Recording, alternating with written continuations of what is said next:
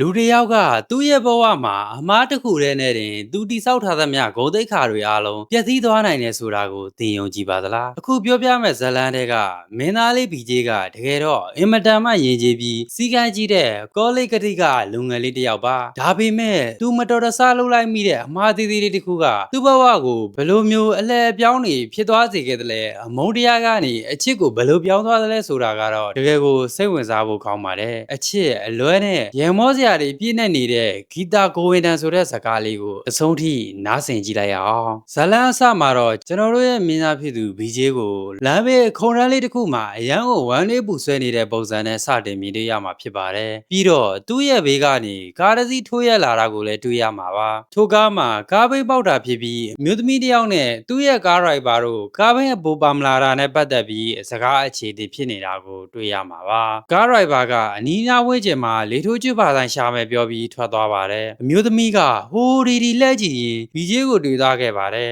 ပြီးတော့ကားလေထိုးကျွတ်ပါဆိုင်ရှိလားလို့မေးတဲ့အခါဘီဂျေးကအရက်ပါလားလို့မေးခဲ့ပါတယ်အမျိုးသမီးကအရက်တော့ပါမလားဘူးဝိုင်းတို့ပါတယ်လို့ပြောလိုက်တဲ့အခါဘီဂျေးကတော်ပြီးဘာမှမတော့တော့ဘူးကျွန်တော်ပြောတာနားထောင်ပေးမလားလို့မေးခဲ့ပါတယ်ထို့အခါအမျိုးသမီးကစောစောစီးစီးအရက်တောင်းနေပုံပေါက်ရင်နင်ရက်သမားတော့မဟုတ်ဘူးအသေးကွဲနေတာမဟုတ်လားလို့မေးခဲ့ပါတယ်ဒီလိုနဲ့ဇလန်းလေးဟာစတင်ခဲ့ပါတယ်ဘီဂျေးဟာကောလေးတစ်ခုကလက်ထောက်ကလေးကတစ်ယောက်ဖြစ်ပြီးအရန်ကိုရည်ကြီးပြူငါတဲ့လူငယ်တစ်ယောက်ပါသူ့ရဲ့စိတ်ကူးထဲမှာတော့သူ့ရဲ့ဇနီးလောက်ဟာအရန်ကိုတိတ်ခါရှိပြီးရိုးရာကိုတန်ဖိုးထားတဲ့မိန်းကလေးတစ်ယောက်ဖြစ်ရမယ်လို့အမြဲအိမ်မက်မက်နေသူပါတရက်မှာတော့ဘီဂျေးကကားမတိုင်တစ်ခုမှာအမျိုးသမီးတစ်ယောက်ကိုပို့ဖို့စောင့်နေခဲ့ပါတယ်အမျိုးသမီးရောက်လာတဲ့အချိန်မှာတော့ဘီဂျေးတငယ်ချင်းတွေကတိုင်ပင်ထားတဲ့အတိုင်းအမျိုးသမီးရဲ့အာယုံဆိုင်မှုရအောင်ပြဿနာဆရှာပါတော့တယ်ထိုအချိန်မှာအမျိုးသမီးကလက်ထပ်ထားပြီးဖြစ်ကြောင်းပြောလိုက်တဲ့အခါမှာဘီဂျေးက6လလောက်စိတ်ဒုက္ခပေးမိတဲ့အတွက်တောင်းပန်တယ်လို့ပြောပြီးလှည့်ထွက်ခဲ့ပါတယ်ဒါကပဲဘီဂျေးရဲ့ယဉ်ကျေးပြီးရိုးသားတဲ့စိတ်ဓာတ်လို့ပြောရမှာပါ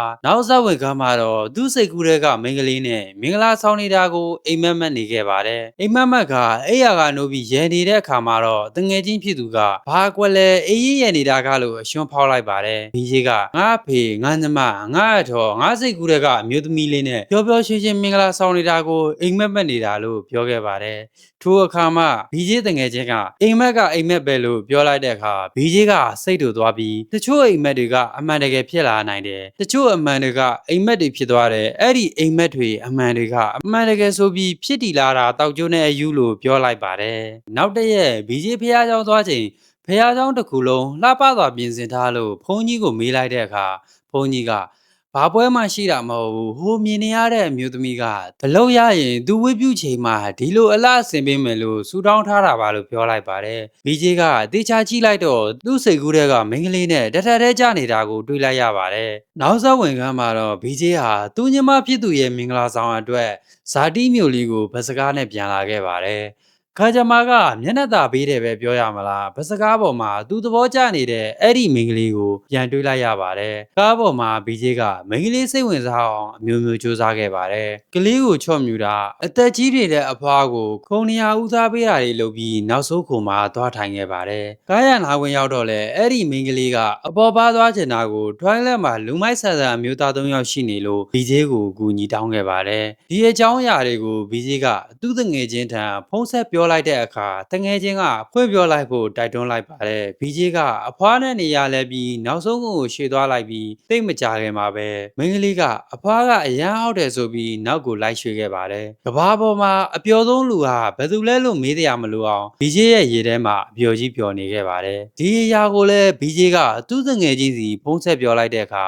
မူးနေတဲ့တငယ်ချင်းတွေကမင်းအဖွင့်မပြောရဲရင်လဲနှက်ခမ်းကိုသာနမ်းလိုက်လို့မြောက်ပင်ပေးလိုက်ပါတယ်အစာပိုင်းမှာဘီဂျေးကညှင်းဆန်ခဲ့ပေမဲ့သူ့ရဲ့စိတ်ထဲမှာတော့ကြီးစာကိုတကယ်မြင်နိုးနေခဲ့တာဖြစ်ပါတယ်ညဘက်ဗတ်စကားပေါ်မှာလူတွေအားလုံးအိပ်ပျော်နေချိန်ဘီဂျေးကဂီတာအိပ်ပျော်နေတာကိုကြည့်ပြီးဆက်ပြီးရိုက်ဖို့ကြိုးစားခဲ့ပါတယ်ဒါပေမဲ့ကားကစောင့်ငနေဖြစ်သွားတဲ့အခါမှာတော့မတော်တဆဂီတာကိုနမ်းမိတယ်လို့ဖြစ်သွားခဲ့ပါတယ်အဲ့ဒီနေရာမှာပဲပြဿနာကစတာပါပဲဂီတာဟာလန့်နိုးလာပြီးဘီဂျေးကိုလူယုံမာတယောက်မိန်းကလေးတွေကိုစော်ကားသူတယောက်လို့ထင်သွားပါတော့တယ်။သူမဟာဘီဂျေးကိုပါရိုက်ခဲ့ပြီးသူမရဲ့အကိုဖြစ်သူကိုဖုံးဆက်တိုင်ကြားခဲ့ပါတယ်။ဘီဂျေးကဒါဟာမတော်တဆဖြစ်တာပါလို့ဘလောက်ပဲရှင်းပြပေမဲ့ဂီတာကတော့လုံးဝနားမထောင်ခဲ့ပါဘူး။နောက်မနေ့ကားရမဲ့နေရာမှာဂီတာရဲ့အကိုတွေကကားပေါ်လိုက်ရှာ ခဲ့ပေမဲ့မရောက်ခင်ကတည်းက BJ ကကားပေါ်ကခုန်ချခဲ့တာကြောင့်မတွေ့ရှိသွားခဲ့ပါဘူး BJ ကလက်ကွင်းလေးနားမှာမျက်နှာတစ်နေချိန်သူ့အဖေနဲ့တွေ့ကအိမ်ပြန်လိုက်သွားခဲ့ပါတယ် BJ အိမ်ကိုပြန်ရောက်တဲ့အခါမှာတော့သူ့ရဲ့အဖေကညီမလေးစစ်သက်ပွဲကိစ္စတွေကိုစီစဉ်နေတာကိုတွေ့ရမှာပါအဆိုးဆုံးကတော့ BJ ရဲ့ညီမလေးနဲ့လက်ထပ်မဲ့သူက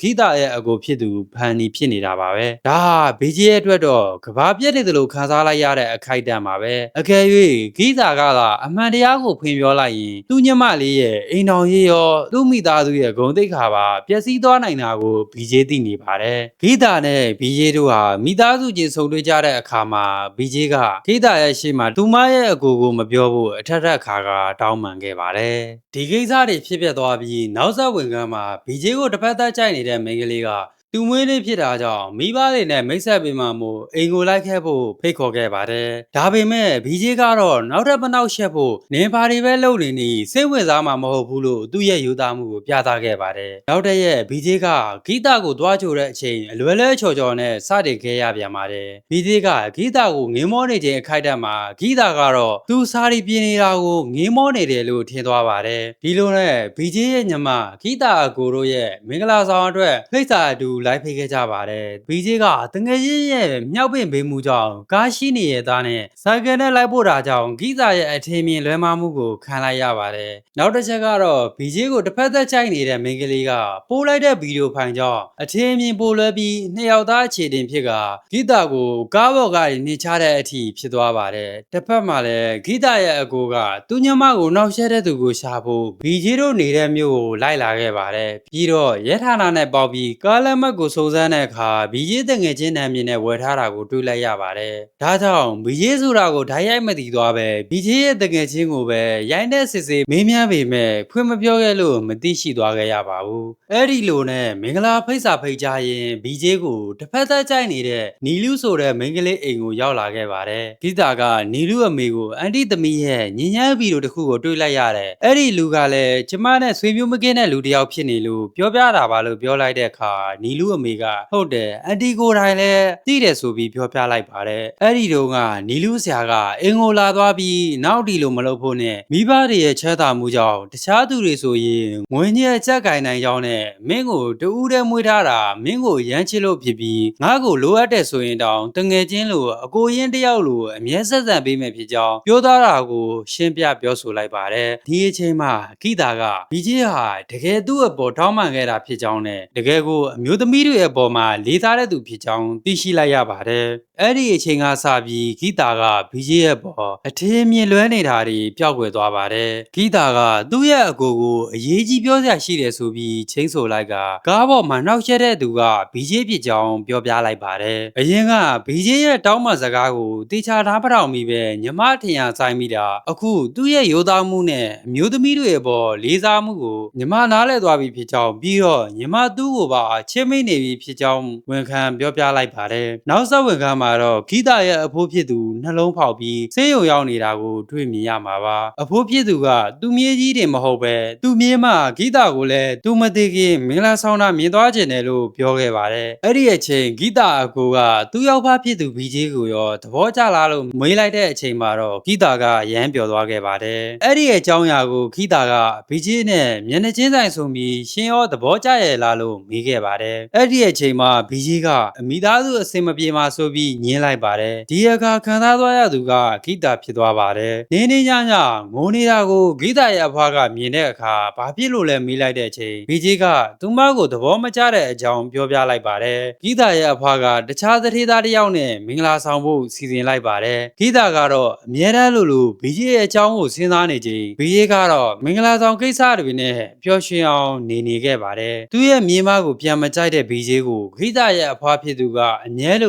ုစိတ်တူစိတ်ဆိုးနေခဲ့ပါတယ် BJ ကအဖွားဖြစ်သူကိုဘာကြောင့်ဒီလိုဖြစ်နေတာလဲလို့မေးလိုက်တဲ့အချိန်မင်းကိုရွေးချယ်မိတာငါတို့အမှားပဲမင်းရောက်ဖဖြစ်သူကတအိမ်လုံးကိုစီယုံပြီးဂီတာနဲ့ဘေးသားချင်ခဲ့တာလို့ပြန်ဖြေဆိုခဲ့ပါတယ်ဒါကြောင့် BJ ကတက်တီမွေးပြီးရောက်ဖဖြစ်သူကိုအမှန်တိုင်းဖွင့်ပြောဖို့ဆုံးဖြတ်လိုက်ပါတယ် BJ ကသူ့ရောက်ဖကိုခါးပေါ်မှာဂီတာကိုနှောက်ယှက်လိုက်တဲ့သူကတခြားသူမဟုတ်ပဲကျွန်တော်ပဲလို့ဝန်ခံလိုက်ပါတယ်အဲ့ဒီအခါ BJ ရောက်ဖဖြစ်သူကမင်းပြင်းနေတာဖြစ်ကြောင်းဂီတကိုယ်တိုင်ပြောထားတာဖြစ်ကြောင်းနဲ့သူကိုယ်တိုင်မင်းလိုယူသားတဲ့သူတယောက်ကိုချစ်နေခဲ့တာဖြစ်ကြောင်းဝန်ခံခဲ့တယ်လို့ပြောဆိုခဲ့ပါတယ်ဒီအခါခံစားသွားခဲ့ရသူက BJ ဖြစ်ပြီးဂီတစီကိုအပြေးသွားခဲ့ပါတယ် BJ ကဂီတနဲ့တွေ့တဲ့အချိန်မှာတော့တယောက်ကိုတယောက်ခံစားခဲ့ရတာတွေပြောဆိုခဲ့ကြပါတယ်တယောက်ကိုတယောက်ဖွင့်လေးသာပြောဆိုပြီး BJ ကတခုခုလုပ်ပါဦးမဲရန်ဆိုပြီးပြောနေကြတဲ့အတိုင်းတောင်းပန်နေတာကိုတွေ့ရမှာပါနောက်မှနဲ့မင်္ဂလာဆောင်ပွဲမှာတော့ BJ ကအားလုံးမထင်မှတ်ထားတဲ့အရာကိုပြုလုပ်ခဲ့ပါတယ်အဲ့ဒါကတော့ BJ ကသူ့ရောက်ဖကိုဂီတနဲ့ပေးသားဖို့ခြေထောက်ဖက်ပြီးတောင်းပန်ခဲ့ပါတယ်မပေးသားမချင်းတောင်းပန်တာကိုမရက်ဘူးလို့လည်းပြောခဲ့ပါတယ်အဲ့ဒီအချိန်ဂီတရဲ့သတို့သားဖြစ်သူကအထင်မြင်လွဲသွားပြီးထားသွားခဲ့ပါတယ် BJ ရဲ့တောင်းပန်မှုကြောင့်ဂီတရဲ့အကူကဂီတကိုလှမ်းကြည့်လိုက်တဲ့အခါဂီတကခေါင်းကြီးလိုက်တာကြောင့်အားလုံးလက်ခံလိုက်ပါတယ်နောက်ဆုံးဇက်ဝင်ကမ်းမှာတော့ကျင်းစာဦးဇနီးမောင်နှံဖြစ်တဲ့ BJ နဲ့ဂီတတို့ဟာအပြားကြီးဇယံခီးကိုထွက်နေတာတွေ့မြင်ရမှာပါဒီအချိန်ပါလဲ BJ ရဲ့တငယ်ချင်းများကဖုံးဆက်ပြီးဒီတစ်ခါမင်းသူ့ကိုနမ်းလို့ပါမရိုက်ခံရရင်ငါ့ကိုတငယ်ချင်းအဖြစ်မတော်တဲ့တော့လို့စေးထိုးစားနောက်လိုက်ပါတယ် BJ ကတော့အဲ့ဓာတွေကိုဂယူးမဆိုင်ပဲဂီတကိုနမ်းလိုက်ပါတယ်ဒါပေမဲ့ထင်ထားသလိုမဟုတ်ပဲပါရိုက်ခံလိုက်ရပါတယ်ဒီအချိန်မှာဒီဇကားရဲ့အသက်ဖြစ်တဲ့မဲဒန်တောင်းပန်ပါတယ်ဆိုတဲ့ BJ ရဲ့ဗဇက်ထံမှအထက်ထက်ခါကပြောဆိုနေခဲ့ပါတယ်ဘစကားဘော်ကအစာပြုခဲ့တဲ့အလွဲလေးဟာနောက်ဆုံးမှာတော့လှပတဲ့အချစ်ဇာလန်လေးတစ်ပုဒ်အဖြစ်အဆုံးသတ်သွားခဲ့ပါတယ်ဒီဇကားဟာအထင်လွဲမှုတွေကြားမှာခိုင်မြဲတဲ့ချစ်ချင်းမြတ်တာအကြောင်းကိုရဲမောခြင်းဝမ်းနည်းခြင်းလက်သားစုံလင်စားနဲ့တင်ဆက်ထားတာဖြစ်လို့ပရိသတ်တွေရဲ့ရင်ထဲမှာဆွဲချံစေမဲ့ဇကားကောင်းတစ်ကားဖြစ်ပါတယ် BJ ရဲ့မဲရန်ဆိုတဲ့ခေါ်သံလေးနဲ့ဂီတရဲ့မာနာကြီးတဲ့အကြီးတွေအောက်ကနူးညံ့တဲ့စိတ်ထားလေးတွေဟာဒီဇကားကိုပို့ပြီးအသက်ဝင်လှုပ်ရှားစေခဲ့ပါတယ်အဆုံးသတ်မှာတော့အချစ်ဆိုတာအချိန်တစ်ခုကိုစောင့်ဆိုင်ရတယ်လို့နားလည်ခွင့်လို့ပေးခြင်းဟာလည်းအချစ်ရဲ့အဓိကတော့ချက်ဖြစ်တယ်ဆိုတာကိုဂီတကိုဗင်နန်ဆိုတဲ့ဇကားလေးကဖော်ပြသွားခဲ့ပါတယ်လူတစ်ယောက်ကိုအပေါ်ယံမြုံနဲ့မဆုံးဖြတ်သင့်ကြောင်းနဲ့စိတ်ရှည်သိခံမှုဟာနောက်ဆုံးမှာကောင်းမွန်တဲ့ရလဒ်ကိုပြီးစနိုင်တယ်ဆိုတာကိုဒီဇကားလေးကပေးခြင်းနဲ့မစေပဲဖြစ်ပါတယ်